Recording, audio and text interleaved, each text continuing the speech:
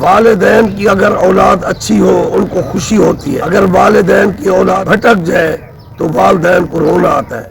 یا ایھا النبیو انا ارسلناک شاہد، اے محبوب میں نے آپ کو عالمین پر شاہد بنا دیا۔ آپ نے فرمایا میں اس کائنات کو ایسے دیکھتا ہوں جیسے ہاتھ کی ہتھیلی ہو۔ اللہ کے نبی صلی اللہ علیہ وآلہ وسلم کو یہ مشاہدہ کرایا گیا، آدم علیہ السلام اپنی جنتی اولاد کو دیکھ کر خوش ہو رہے ہیں، دوست کی اولاد کو دیکھ کر وہ اداس ہو رہے ہیں۔ خود آپ بسم اللہ الرحمن الرحیم وَأُفَوِّضُ أَمْرِي إِلَى اللَّهِ إِنَّ اللَّهَ بَصِيرٌ بِالْعِبَادِ۔ صدق اللہ العلی العظیم۔ الصلاۃ والسلام علیکہ سیدی یا رسول اللہ وعلی آلکہ وصحابکہ یا حبیب اللہ۔ اللہ تعالیٰ کے سچے نبی صلی اللہ علیہ وآلہ وسلم نے فرمایا رجب و شہر اللہ، شعبان و شہری، رمضان و شہر و امتی۔ آپ صلی اللہ علیہ وآلہ وسلم نے فرمایا یہ رجب اللہ تعالیٰ کا مہینہ ہے اور شعبان میرا مہینہ ہے اور ماہ رمضان میری امت کا مہینہ ہے۔ شب معراج 27 کی رات جب آپ صلی اللہ علیہ وآلہ وسلم معراج شریف کے لیے تشریف لے گئے تو ایک آسمان پر آپ کی آدم علیہ السلام سے ملاقات ہوئی تو آپ نے کیا مشاہدہ فرمایا؟ حضرت آدم علیہ السلام کی دہ سمت لا تعداد سر ہی نظر آ رہے ہیں لیکن وہاں سفیدی ہے۔ آدم علیہ السلام ان کو دیکھ کر مسکراتے ہیں اور ان کی بائیں جانب ساری سر لا تعداد ایسے چونٹیوں کی طرح نظر آ رہے ہیں۔ آدم علیہ السلام ان کی طرف دیکھ کر رو پڑتے ہیں اور آدم علیہ السلام بیان فرماتے ہیں یعنی یہ جو دائیں جانب والے ہیں میری امت کے جنتی لوگ ہیں، ان کو دیکھ کر آپ مسکراتے تھے اور آپ کی بائیں جانب لا تعداد چونٹوں کی تعداد اور اندھیرا جو سر دکھائی دے رہے تھے، آپ نے فرمایا یہ میری اولاد میں سے وہ ہیں جو دوزخ میں جائیں گے۔ ان کو دیکھ کر آدم علیہ السلام رو پڑتے تھے۔ دیکھو والدین کی اگر اولاد اچھی ہو تو ان کو خوشی ہوتی ہے، اگر والدین کی اولاد برے کاموں میں بھٹک جائے تو والدین کو رونا آتا ہے۔ اس لیے اللہ کے نبی صلی اللہ علیہ وآلہ وسلم کو معراج کی رات یہ مشاہدہ کرایا گیا کہ آدم علیہ السلام اپنی جنتی اولاد کو دیکھ کر خوش ہو رہے ہیں، مسکرا رہے ہیں اور اپنی دوست کی اولاد کو دیکھ کر وہ اداس ہو رہے ہیں۔ آپ صلی اللہ علیہ وآلہ وسلم کا ملائکہ نے استقبال کیا تھا اور جو دوزخ کا دربان ہے مالک، جب اس نے آپ سے مصافحہ کیا تھا تو بڑے ادب سے مسکرا کر آپ کو ملا تھا۔ تو جبرائیل امین نے عرض کیا یا رسول اللہ میرا روح اور جسد آپ پر قربان ہو جائے، یہ دوزخ کا داروغہ ہے، میں نے اپنی اس عمر میں کبھی اسے ہنستے ہوئے نہیں دیکھا، لیکن یا رسول اللہ آپ اللہ کے مہمان خاص ہو، امام الانبیاء ہو، یہ فرشتہ بھی ادب سے آپ کو مل رہا ہے اور مسکرا کر آپ سے ملا ہے۔ اسی طرح جنت کا داروغہ رضوان اس نے بھی آپ سے مصافحہ کیا اور بڑے ادب سے آپ کو ملا۔ اسی طرح ایک آسمان پر آپ کی حضرت موسیٰ علیہ السلام سے ملاقات ہوئی تو موسیٰ علیہ السلام کو آپ نے سلام کیا، کیوں کہ آپ آ رہے تھے، جو آتا ہے وہ پہل کرتا ہے سلام میں۔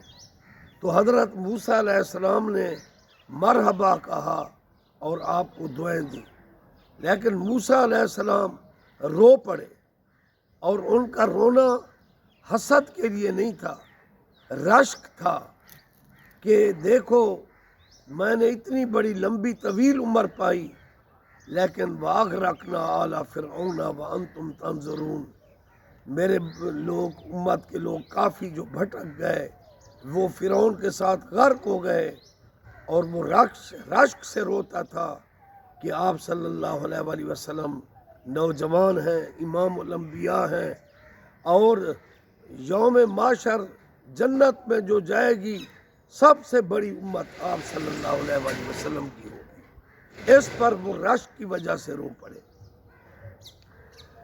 یوسف علیہ السلام سے ملاقات ہوئی، مفسرین کرام فرماتے ہیں کہ جو کائنات میں اللہ تعالیٰ نے حسن بنایا اس کا آدھا حسن حضرت یوسف علیہ السلام کو دیا گیا، اور آپ صلی اللہ علیہ وآلہ وسلم کا سپیشل حسن تھا جو آپ کو ہی دیا گیا۔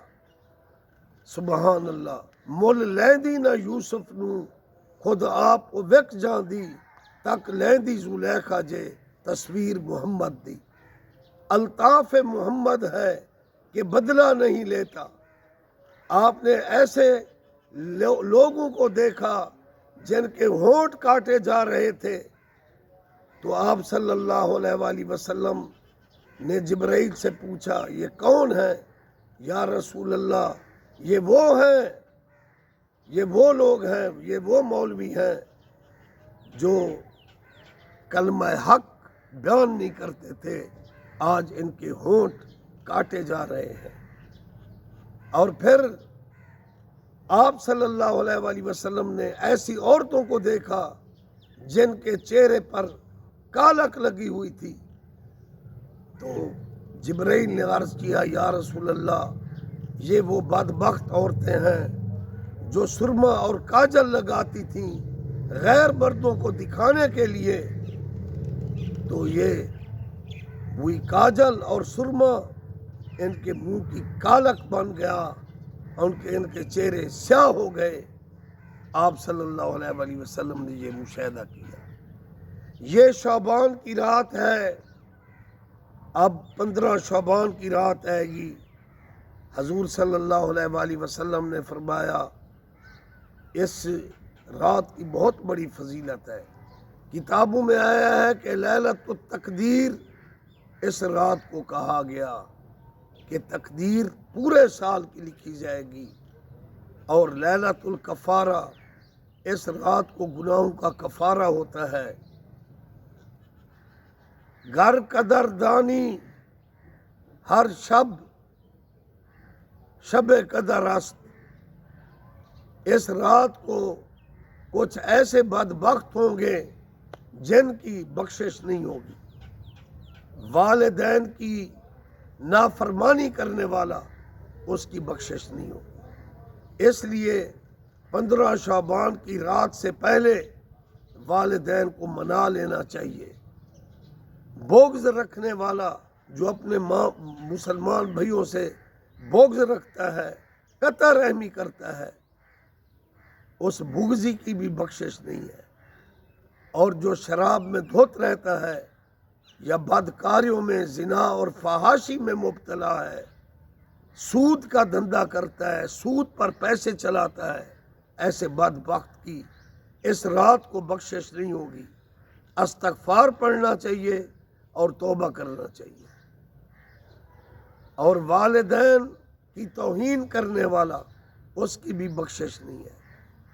آپ صلی اللہ علیہ وآلہ وسلم نے فرمایا اے ابو ذر آؤ چلیں ہم اپنے ہمسایوں سے ملیں، تو کاشانہ نبی اور ساتھ مسجد نبوی اور سامنے ملحقہ مسجد نبوی کے ساتھ جنت البقیع شریف، آپ تشریف لے گئے تو آپ نے فرمایا السلام علیکم، السلام علیکم اہل القبور، السلام علیکم اہل الدیار، آپ نے ان کو سلام کیا، اور آپ فرماتے ہیں ینظروا الی اقربائہ و احبائہ، یہ اپنے رشتہ داروں کو دیکھتے ہیں، عزیز و اقارب کو دیکھتے ہیں۔ جب تم چلے جاتے ہو یسمع خفق نعالہم، یہ تمہارے جوتوں کی آہٹ کو بھی سنتے ہیں۔ تو آپ صلی اللہ علیہ وآلہ وسلم نے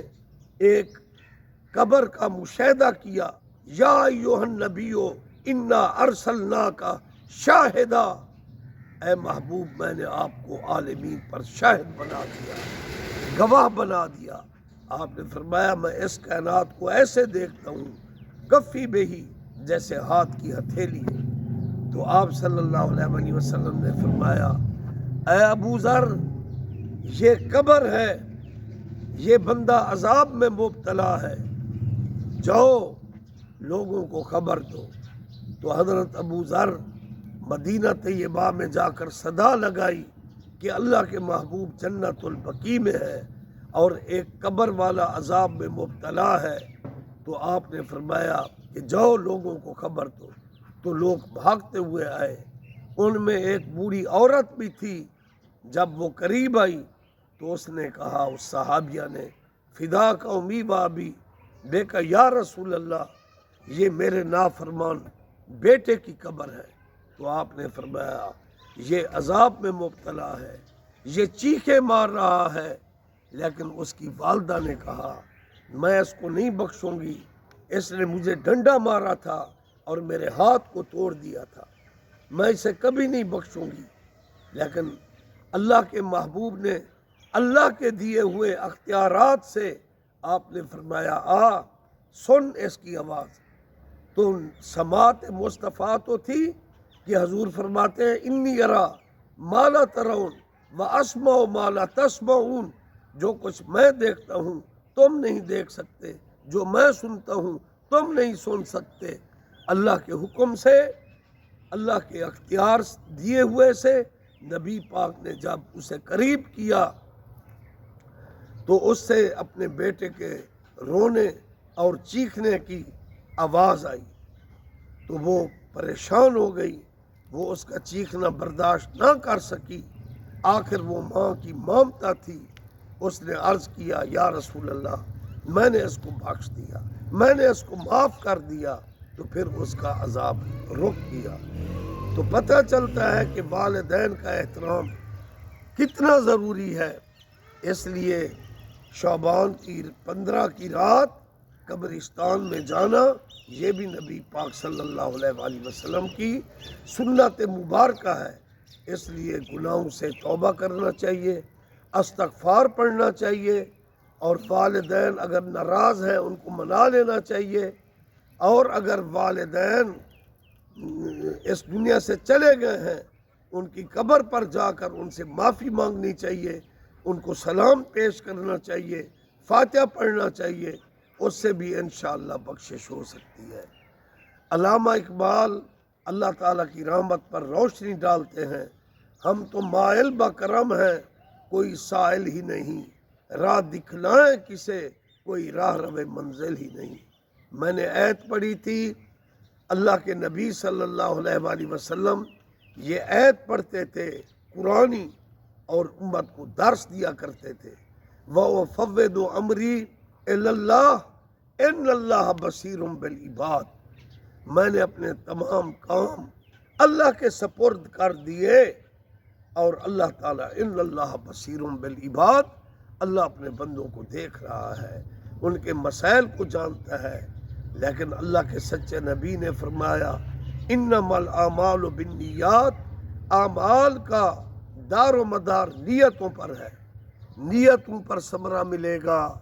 یہ رحمت اور بخشش والی رات ہے، جاگنا چاہیے، استغفار پڑھنا چاہیے، لیکن اس حدیث کو بھی مت بھولانا کہ آپ نے فرمایا انما الاعمال بالنیات۔ حدیث پاک میں آتا ہے ایسے آپ کے امتی ہوں گے، فرشتے ان کو جنت میں لے کر جائیں گے، یہ تو نے حج کیا تھا، یہ تیرا حج کے لیے تجھے محل ملا ہے۔ وہ کہے گا میں نے حج تو نہیں کیا تھا، لیکن ملائکہ کہیں گے تو نے حج کا ارادہ کیا تھا، کیونکہ اللہ کے محبوب کا امتی ہے، اللہ نے تیرا حج لکھ دیا۔ اور یہ مال تجھے مل گیا۔ اے فلاں شخص، تو نے صدقہ و خیرات اتنی تعداد میں اللہ کے راستے میں خرچ کرنے کے لیے کہا تھا، لیکن ارادہ کیا تھا، لیکن تیرے پاس نہیں تھا، لیکن جو صدقہ و خیرات تو نے اللہ کے راستے میں کرنے کا ارادہ کیا تھا، اس کے ثمرے میں اللہ نے تجھے یہ مال دیا ہے۔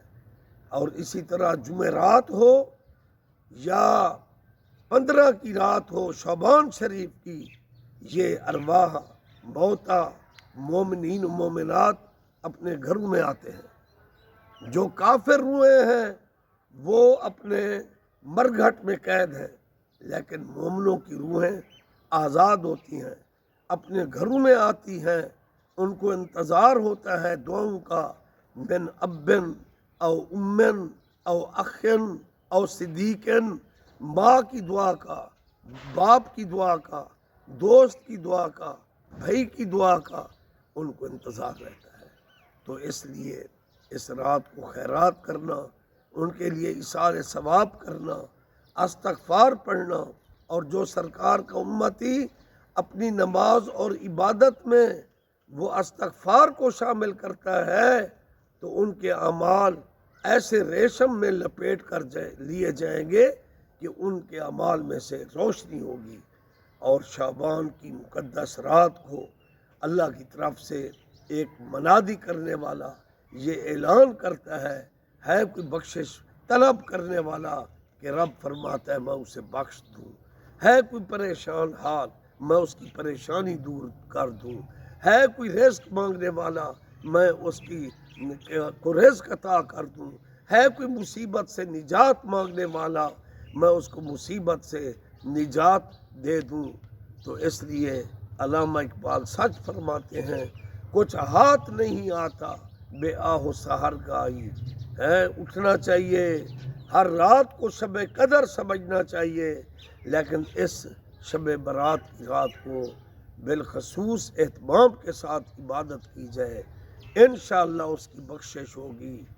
رات قبر دی نی حشردہ سرتے کڑکم باری بار، میں مسکین فرید نی مانا مولا تو بن کون اتارم پار، چوریوں جاریوں استغفار بخشم شالا رب غفار، گندڑی عادت گندڑے فیلوں توبہ توبہ لکھ لکھ بار، خاموش فرید اسرار کنوں چپ بے ہودہ گفتار کنوں، پر غافل نہ تھی یار کنوں ایو لارے بھی فرمان آیا۔